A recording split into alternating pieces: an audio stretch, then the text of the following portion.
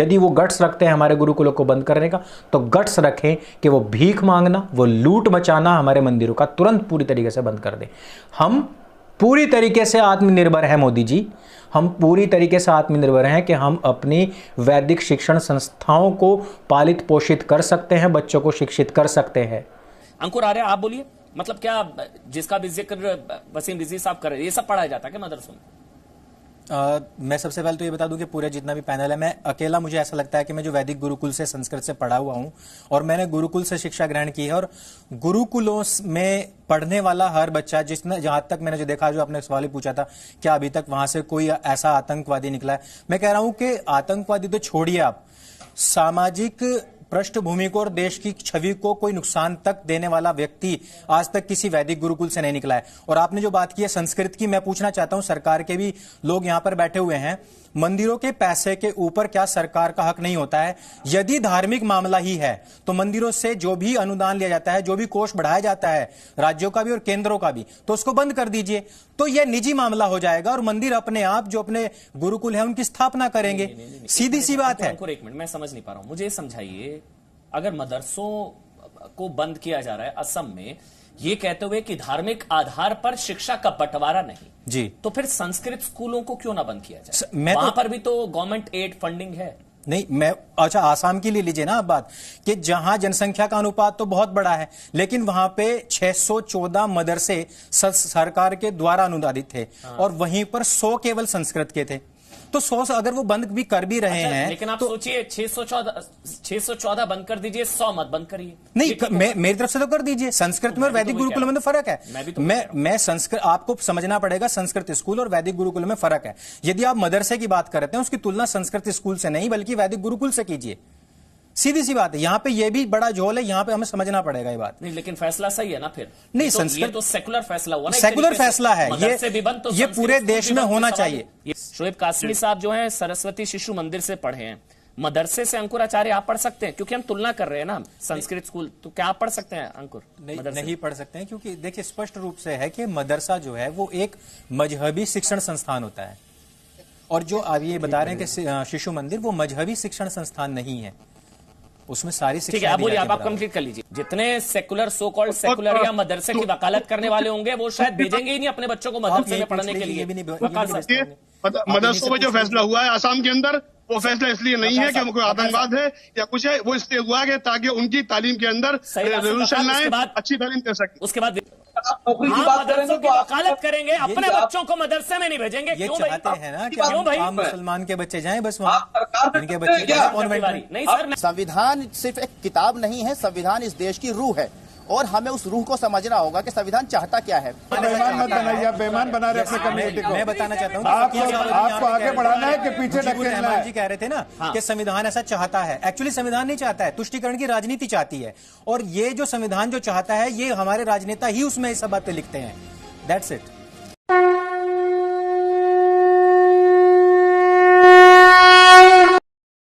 नमस्ते दोस्तों, आप सबका एक बार फिर से स्वागत है आपके अपने YouTube चैनल सत्य सनातन में। आज जो डिबेट में हुआ, देखिए जब 9 पैनलिस्ट बैठे हुए हों, 10वें एंकर हों, 40 मिनट का प्रोग्राम हो, तो इसमें हम अपना पक्ष पूरी तरीके से नहीं रख पाते हैं। कुछ मेरे भाई बहनों की शिकायत ये भी है कि आप बीच में किसी को रोकते टोकते क्यों नहीं, अपनी बात क्यों नहीं रखते हैं। देखिए इसको शिष्टाचार नहीं कहते हैं, और यदि हम गुरुकुल से निकले हुए हैं और हम पहले दर्शक रहे हैं डिबेट में जाने से पहले, तो हम यही सोचते थे कि यार ये क्यों लोग बीच बीच में चिल्लाते रहते हैं, इससे बाकी सर में दर्द होने के कुछ नहीं होता है। अपना पॉइंट रखने के लिए हमारे पास में अपना प्लेटफॉर्म है, वहाँ से हम ब्रॉडर लेवल पर अपनी बात को कह सकते हैं, और जो पॉइंट हमने रखने थे वो हमने रखे भी हैं। सबसे बड़ी बात कि सरकार के नुमाइंदे वहाँ पर थे, और सरकार के नुमाइंदों से हमने सबसे पहली जो मांग की है वो सिर्फ ये की है, आप 2 चीज़ बताइए। पहली, किसी वैदिक गुरुकुल से निकले हुए किसी भी ऐसे व्यक्ति का जिसने कि आतंकवाद तो छोड़िए, खून खराबा तो छोड़िए, आप ये बताइए कि सार्वजनिक संपत्ति को भी किसी ने अगर नुकसान पहुंचाया हो, पहली चीज़। दूसरी चीज़ कि अगर आप हमारे संस्कृत विद्यालय बंद करना चाहते तो शौक से कीजिए। वैसे भी आसाम की जो जनसंख्या है दोस्तों वो 3.5 करोड़ के आसपास है। वहाँ के जो अल्पसंख्यक मामलों के जो मंत्री हैं उनका स्वयं का मानना है कि मुसलमानों की जनसंख्या 1.3 करोड़ है, लेकिन इसमें से बड़ी बात, इसमें से 90 लाख जो हैं वो बांग्लादेशी हैं, घुसपैठी हैं। यानी कि केवल 40 लाख लोग जो हैं वो स्थानीय मुसलमान हैं, और वो जो 40 लाख है वो भी 4 अलग अलग विभागों में है, सेक्ट्स में है। यानी कि उनमें से कुछ ऐसे सेक्ट भी हैं जो पूरी तरीके से मुसलमान स्वयं को नहीं मानते हैं। उनका जुड़ाव अभी भी अपनी जो स्थानीय आदिवासी जो परंपरा है या हिंदू परंपरा है उनके साथ में भी जुड़े हुए हैं। अब जरा आप गौर कीजिएगा आंकड़ों के ऊपर। आंकड़े ये कहते हैं कि सरकारी मान्यता प्राप्त 614 मदरसे हैं और स्वतंत्र रूप से 900 मदरसे चल रहे हैं। आते हैं हिंदुओं के ऊपर। हिंदू असम के अंदर जो है वो बहुसंख्यक है, लेकिन संस्कृत के स्कूल हैं सिर्फ 100 और जो स्वतंत्र रूप से हैं वो 500। तो अब आप ये देखिए कि नामचारे के लिए 100 तो हैं, उसको ये कहने के लिए काफ़ी है दूसरे लोगों के लिए कि भाई ये बंद कर रहे तो ये भी बंद कीजिए। मैं इसमें यह मानता हूं और इसी वजह से मैंने स्पष्ट तौर पर कहा कि आपको संस्कृत विद्यालय बंद कर देने चाहिए, और उसका कारण यही है कि 100 के बदले उधर 614 चल रहे हैं। और ये तो वो हैं जो सरकार की नज़र में हैं। जो सरकार की नज़र में नहीं है उनके आंकड़े मैं आप लोगों को बताऊंगा, ये बहुत चौंकाने वाले हैं। भारतवर्ष के अंदर 3 लाख टोटल मदरसे हैं, 2 लाख मस्जिदें, और कंटिन्यू रोजाना बहुत सारे मस्जिदें और मदरसे बनते जा रहे हैं। इनका अभी तक कोई रिकॉर्ड नहीं है। अगले अगर मैं बात करूं, सरकारें अगर आपको बताएंगी तो कोई 19-20 हज़ार ही बताएंगी, वो कभी आपको नहीं बताएंगे कि 2 लाख 3 लाख के आसपास तो इस, और टोटल मिलाकर के देखिए मस्जिदों के अंदर भी मदरसे चलते हैं, उनको यदि आप मिला लेंगे तो और ज़्यादा बढ़ जाएंगे। अब आप मुझे ये बताइए कि आसाम के अंदर इतनी सी जनसंख्या के नाम पर इतने सारे मदरसे क्यों चल रहे हैं। दूसरे पॉइंट पर मैं आता हूं कि जिस समय पर सीरिया से मुसलमान भागे और जर्मनी में उनको शरणार्थी के रूप में एक्सेप्ट किया गया था, तो उस समय पर टर्की और सऊदी अरेबिया ने यह कहा था कि हम आपको वहां पर मस्जिदें और मदरसे बनाने के लिए डोनेशन देंगे। क्या सऊदी अरेबिया और टर्की ये नहीं कह सकते थे कि हम आपके खाने पीने रहने सहने के लिए देंगे, कपड़े लत्ते के लिए पैसा देंगे? उन्होंने नहीं कहा। उसका कारण क्या है जरा आप सोचिए, आप लोग भी बहुत प्रबुद्ध हैं। दूसरी बात पर मैं आता हूं, जहां जहां से हिंदुओं को भगाया गया मार करके, वहां पर सर्वाधिक मात्रा में मदरसे क्यों बने?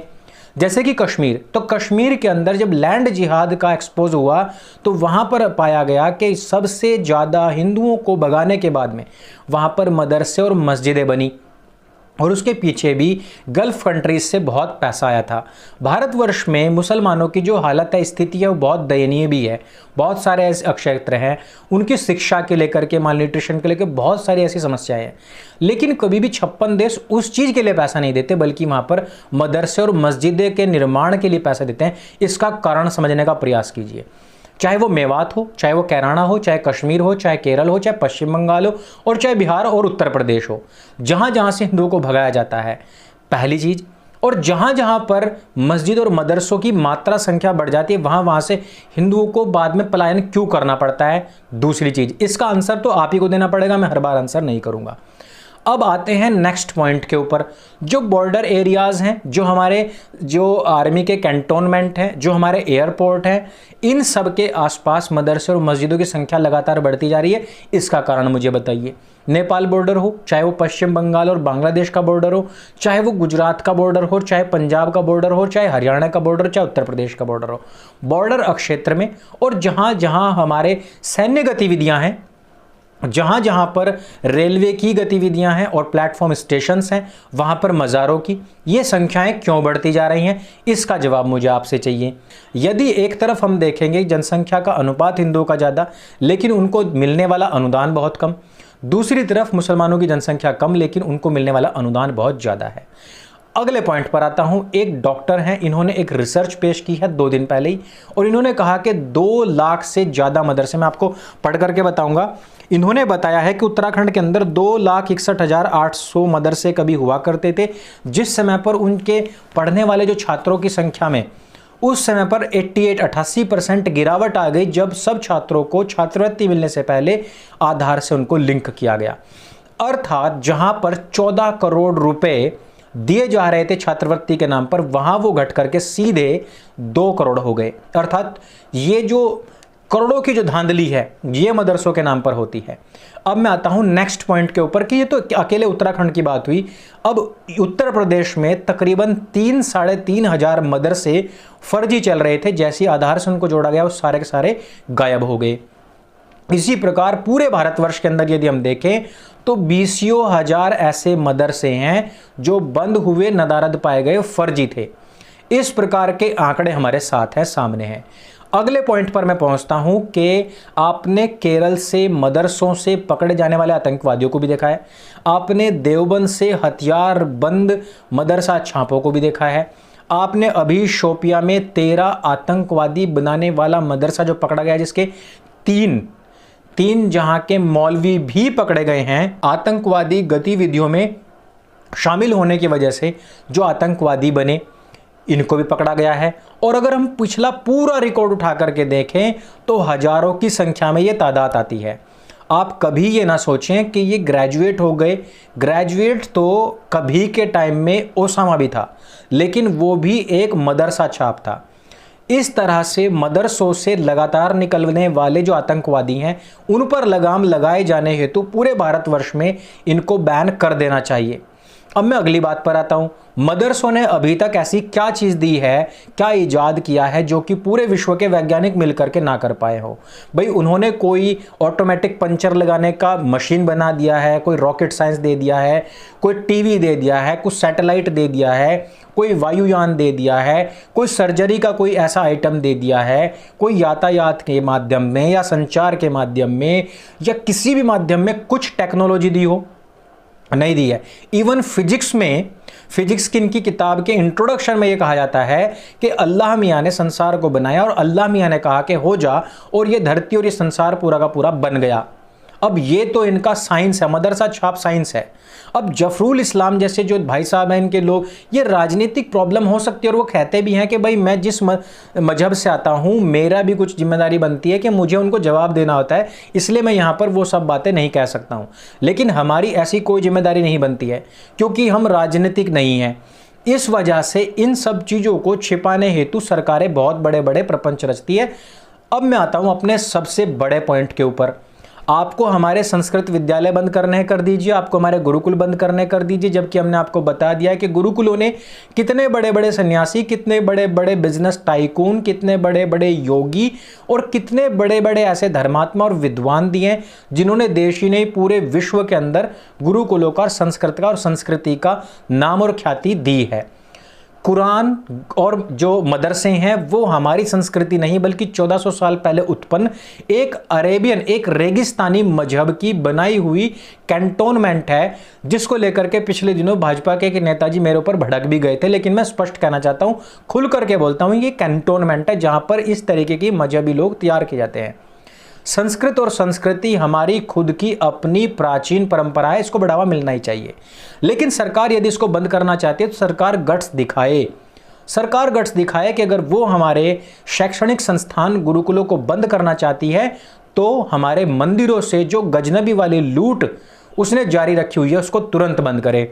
इस बात पर मैंने डिबेट में भी यह बात कही थी कि तुरंत इस लूट को बंद किया जाए। गजनबी मर गया लेकिन यह लूट आज भी जारी है। हमारे मंदिरों में करोड़ों अरबों रुपयों का दान का चढ़ावा चढ़ता है। हिंदू लोग आस्था से अपने भगवान के चरणों में कुछ ना कुछ अपनी कमाई का दान में अर्पण करना चाहते हैं, वो करते भी हैं और वो अकूत संपत्ति जुड़ जाती है। और ये जो संपत्ति पहले हुआ करती थी गजनबी के लूट मॉडल से पहले, उससे पहले इस धन का जो प्रयोग था वो हमारे गुरुकुलों को प्रबल करने, बच्चों को पढ़ने और पढ़ाने के लिए और शोध संस्थाओं में यूज करने के लिए होता था। हमारी यूनिवर्सिटीज को बख्तियावर खिलजी जलाता है, लेकिन बख्तियावर के नाम से यहाँ पर शहर के शहर बन जाते हैं। उन गुरुकुलों की पुनर्स्थापना हम स्वयं कर लेंगे। सरकारों से निवेदन है कि वो बीच में से हट जाएं, हमारे मंदिरों की लूट ना करें। या फिर हमें बताएं कि मस्जिदें आपको कितना पैसा दे रही हैं तो आप मदरसों को जो सपोर्ट कर रहे हैं, या आप बताएं कि क्या हमारे मंदिरों की लूट का पैसा ही तो कहीं मदरसों में आतंकवादियों को तैयार नहीं करवा रहा है। चर्चों को पैसा दिया जा रहा है, वही पैसा लौट करके हमारा मतांतरण करवाता है, हमारे आदिवासी भाइयों बहनों का मतांतरण करवाता है। हमें इन सब चीज़ों का जवाब चाहिए।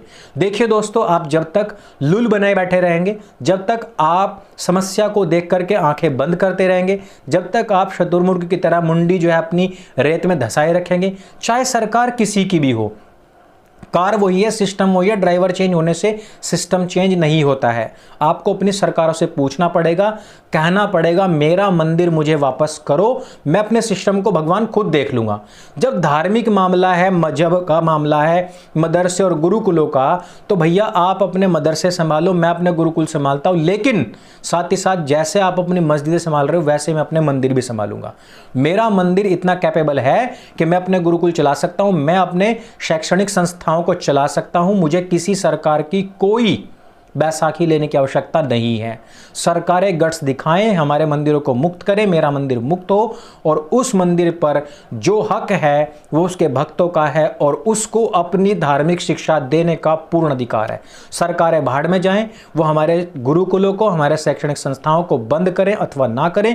साथ ही यदि वो गट्स रखते हैं हमारे गुरुकुलों को बंद करने का, तो गट्स रखें कि वो भीख मांगना, वो लूट मचाना हमारे मंदिरों का तुरंत पूरी तरीके से बंद कर दें।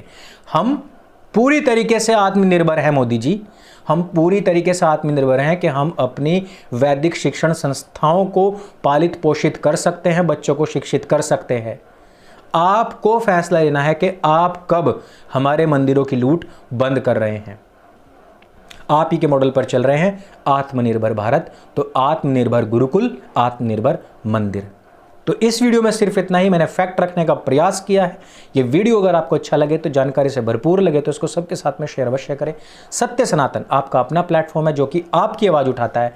इसको सब लोगों तक पहुंचाएं और इसको आगे बढ़ाएं। मेरे संग बोली सत्य सनातन वैदिक धर्म की जय। जय हिंद, वंदे मातरम।